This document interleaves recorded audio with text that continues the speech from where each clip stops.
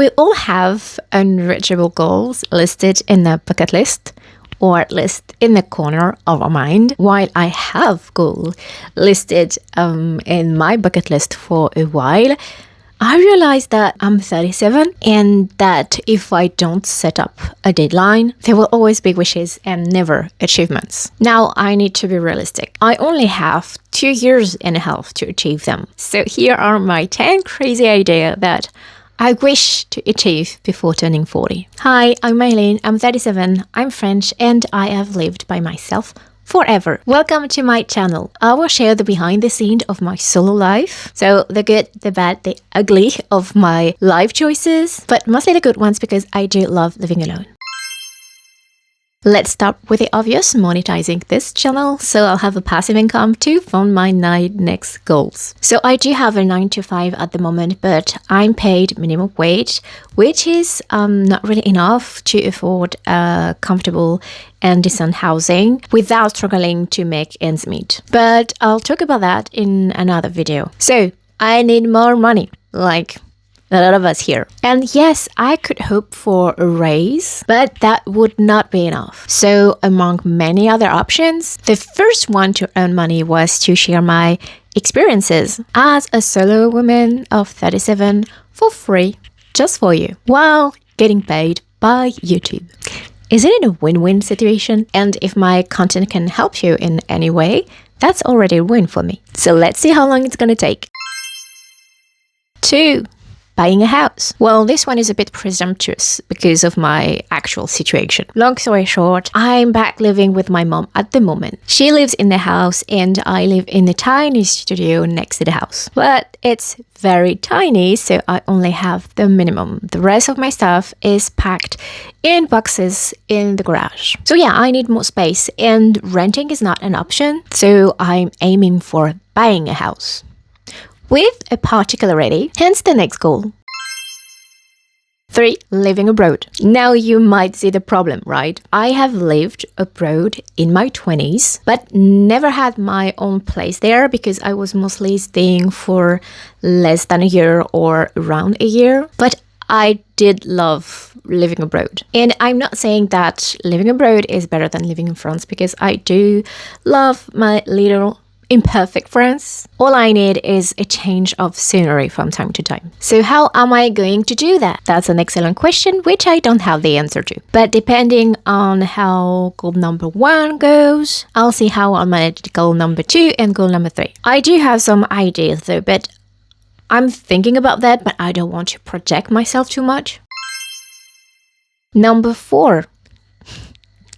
This one is a bit silly.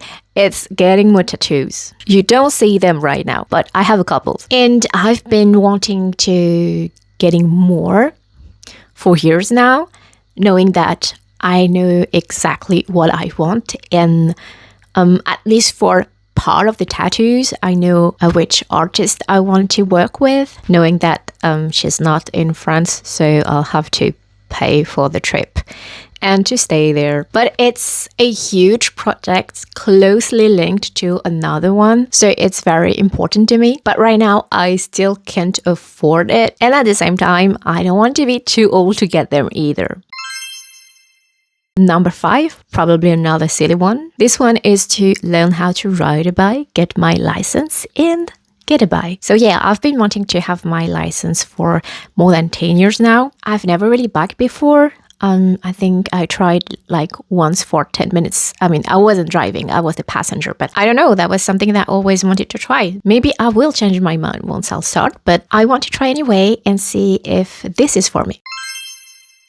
Number 6, having my own sewing room. So if this video is the very first video of me that you're watching, you don't know that I'm a fantasy gown designer and a haute couture embroiderer. However, I do not work in the industry anymore, but I still want to have my sewing room because I keep sewing for myself a lot, and I could finish all the projects that I have started and keep giving birth to more new projects. And yes, I need this room to be huge because I told you I'm a fantasy gown designer. So that means that to sew a fantasy gown, you need a lot of fabric. So I do not buy a couple of meters or yards of fabric. I buy rolls. So I need enough room to store them and I need enough room to cut them. Okay? So I need a very big room. Okay, number 7 is publishing the first books of my 4 sagas. Let's talk about this one. Am I completely crazy? Yes, definitely. Is it possible? Yes, definitely too. Except that I don't really have time to write at the moment because I have my 9 to 5 and obviously I'm trying to monetize this channel. So I'm scripting and recording videos, doing some research. So I don't really have time to write anymore, but I wish I could write more. The thing is, I've started writing like 2 years ago and in just 2 years I already have 4 saga outlined. Some of my characters have already lived some adventures or met misfortune. Yes, I really want to move on this project, but right now I do not have the time. But that's something I would like to do before turning 40 is writing the 4 first books of each saga. So they are not all linked together. 2 of them are. They are both cyber fantasies, but the other ones are really not linked together. I have one which is a high fantasy novel, and the last one is a dark academia fantasy novel. In case you want to know more, just leave me a comment. 8 is relearning languages. Let me explain to you. Obviously, I do speak French because I'm French. I do speak kind of broken English, as you can see. But I used to understand and speak not as fluently as French and English, but I could understand and I could speak in Spanish and Japanese. But because I haven't practiced for a while, I kind of lost a lot of them. I can still basically understand words and sentences, but I'm not able to speak anymore. I did also learn Korean and Chinese Mandarin, which I completely forgot, because it was not at the same level as Spanish and Japanese, and I did not practice as much. But what I would like to be able to do is to understand and be able to speak fluently enough, just at least to travel. Because 2 years and a half is a pretty short amount of time to master 4 languages. And as you can see, I do not even master English. And I can tell you, I do not master French. I do a lot of mistakes in French. But I would like to be able to, maybe not talk as fluently as I do in English, but at least be able, to get around when I am traveling. 9, enjoying cooking. So if it's your first video here and you've missed the video about the 10 things I do when I'm alone, I do not like cooking or baking, but that's something that I really want to start enjoying. It's just that I don't have enough space here, obviously, because it's very tiny, so I don't have enough space to cook or to store any utensils to cook. Also, I'm very patient when it's about sewing and embroidery and drawing and writing, but when it's about cooking and baking, I have no patience, and it's so messy that you need to clean up everything afterwards. But in a way, I do love food, so I would like to have enough time to enjoy simple recipes. It doesn't have to be very complicated, very long, very tricky one. Just want to enjoy cooking by myself. And finally, 10 is healing and being happy. So the first 9 goals were very linked to skills and money, but this one is linked to my well-being. Long story short, last year, 2025, I hit the lowest point of my life.